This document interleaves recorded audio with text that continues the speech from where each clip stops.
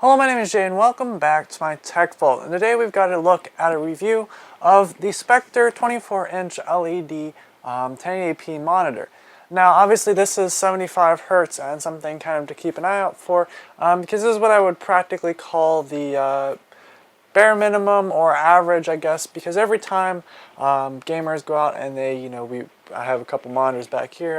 My brother has a 4K monitor that I built for his or used for his system, and so every time we get an interesting little monitor, and I like to say that the 1080p is kind of like the current golden spot or perfect spot for gaming right now. Obviously, most graphics cards support it. It's pretty nice, and 4K is mostly left to the 1080 Ti's or 2080 Ti's or things of higher nature. And the 1440 is also kind of a little bit higher, but this is really the budget or the mid-range gamers' perfect kind of range is the 1080p monitors. And this is a good example. This is actually relatively on the cheaper side, and I want to take today's video just to kind of talk about a little bit. I believe this has 5 milliseconds delay, and it has a 75 megahertz refresh rate. So I'm going to give you guys my overall opinions of it. You'll see a couple clips of me playing with it, doing a little bit of testing with it. I actually have the $35 gaming PC that I was running on it. That was a pretty insane video as well. So if you're interested in that kind of stuff, maybe check that out. But basically what I'm going to do today is just kind of give you guys my rough opinion of it, what I like, what I don't like, and some of the, I guess, downsides. So first off, I'm going to start, because this monitor actually has a lot of upsides. There's a lot of good things about it. My favorite, though, has got to be how thin it is. It really, really is quite thin, and this is dubbed as a professional grade monitor. It's supposed to be a Pro series. As for, is it really pro? It's a monitor. It's got the high refresh rate, mostly for gamers. And it's overall pretty good. The thinness is exceptional. I don't know if you guys can see on the side. I'll show some clips on a little bit. But it's very thin on the sides, and then you've got this little bit back here. Much more thinner than, at least thin up here. I kind of like that. Obviously, it's not too blocky as well. And it's got all its components there. Also, a couple other things to note. It does have 2 HDMI ports and a VGA, which is also exceptional if you have different computers, things like that. You want to run different things on there, an Xbox or and then your computer. That's also very good. I'm also going to start going into some of the bad sides I don't like about it, though. The speakers are far from what I would say is exceptional. The speakers are really disappointing. Obviously, it's not necessarily, especially since the back is so slim, I would not expect someone to be throwing some speakers or expecting these speakers to be playing games. I was just, I don't know, you'll be seeing some clips in this video, but I'll be playing PUBG solely off of this monitor, the keyboard, the mouse, etc., and the computer.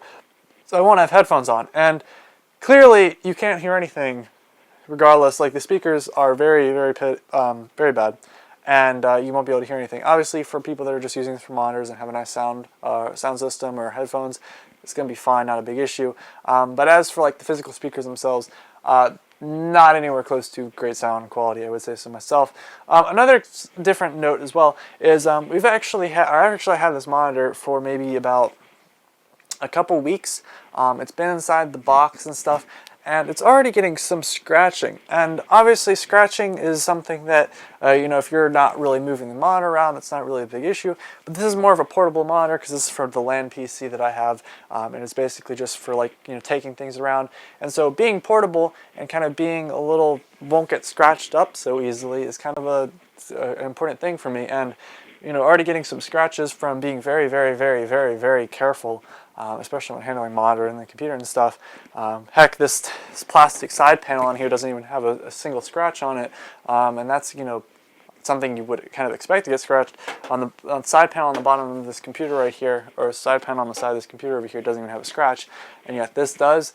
It does scratch quite easily, so just keep that in mind as well. But besides that, everything actually is surprisingly sturdy. Obviously, it's got this kind of more of a cheaper plastic feel. It does kind of wiggle a lot. That was one of my other concerns, is if you kind of shake the table, which I don't know, I apologize for my camera does shake as well. But you can kind of see there, I'm trying to pull it away. Like if I'm just I don't know, dropping or, working on something, the monitor does shake quite badly. Obviously, it's not necessarily super stable. As you can see, I can bump this and it really does shake a little bit. As for the mount and stuff, it does have a lot of flexibility in the sense that it does have the ability to mount up and move up and downwards a good bit. So it does have a little bit of flexibility there. The base does come off. Honestly though, it doesn't have any height adjustment, so that's a little bit of a bummer as well. The brightness and all that stuff is of course adjustable. Not necessarily the best color quality that's out there, but since it is supposed to be dubbed a Pro Series, it's got some pretty decent color quality. I would say that it's not. It's definitely for the price. I would say it's quite a good deal. I believe I got this one for like 75 to 80 bucks. So this was a relatively good, price for the amount that you're getting.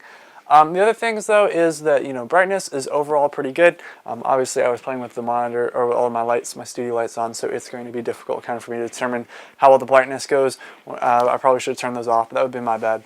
But as for the bezel, it's actually quite a small bezel compared to some of the other monitors that I've had. It's actually quite a good bezel.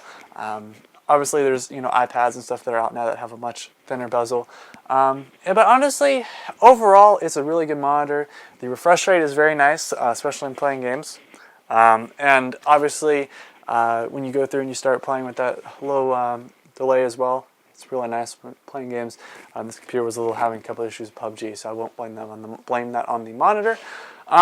Also, quick side notes as well. This does have the ability to have speakers going in, so you don't, right now I just have it going through the HDMI, but if you want speakers to go in, it also has the ability for these speakers to come out as well, so you want to go to the rest of the surround system. So for some reason you wanted to have the speakers in here also play while your whole system, surround system plays, or your headphones play. That's also an option, or I think actually it's probably just so you can plug your headphones in there and not have to listen to the speakers in the back, because the speakers are quite bad. I'm just going to say it bluntly. But overall, it's actually quite a decent monitor. One of my favorite features, though, is I actually have a similar spec'd out monitor behind me. You guys can see it back there. That's actually currently sitting over on that side of the computer.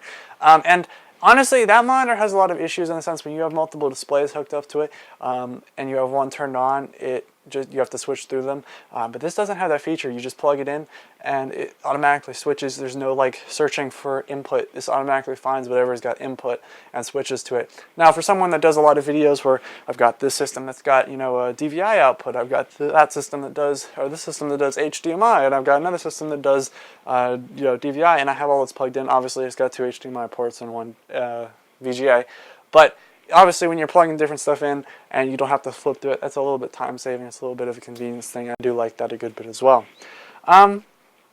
But overall, definitely a really, compared to the monitor I had back there, definitely a really nice monitor for the price, especially with 80 bucks. It's starting to kind of get in the budget range. And a couple of these, you get 3 of these together. You set them up in the surround sound and video thing. It will really, really look good. It's a nice, I feel like also the pixelation to the size is really good. 1080p does seem really crisp and clear. Obviously you go down to 4K, of course it will be higher, but it is very, very nice and enjoyable to play on, especially when you're doing those advanced shooter games, or you're trying to get the advantage on somebody that's a little bit over there and you want to make sure you win. It's really, really nice as well. But basically, long story short, it kind of has a scratching issue. We've got speakers that are not the best. The shakiness is kind of a problem, especially when you're typing. You don't want it to be shaking. For example, actually, let me just show you. If I was just to sit over here and type, just the average typing thing does have a little bit, and that could be related to my table. But this table really doesn't have. It's actually a really nice table. So I don't think that's really the table's fault. I think it's more the fact that this is a little. You just touch it and it's not really put on there too well. I'm literally just touching it. It's kind of shaking. So it's kind of sensitive to that. But that's kind of those big 3 concerns, and if you got no problem with that, you have no problem typing and going to town, getting your hands in there and stuff, then you should be fine. But thank you very much for watching. If you enjoyed this video, give it a thumbs up. As always, check out my channel for other cool tech-related news, videos, reviews, builds, etc. I've got a $30 gaming PC down below, here actually at the moment. And then I also have that video you can check out. I'll also be doing a review on the 2070 or RTX 2070 that hopefully we'll be getting around to sometime this week. And yeah, thank you very much for watching. Goodbye.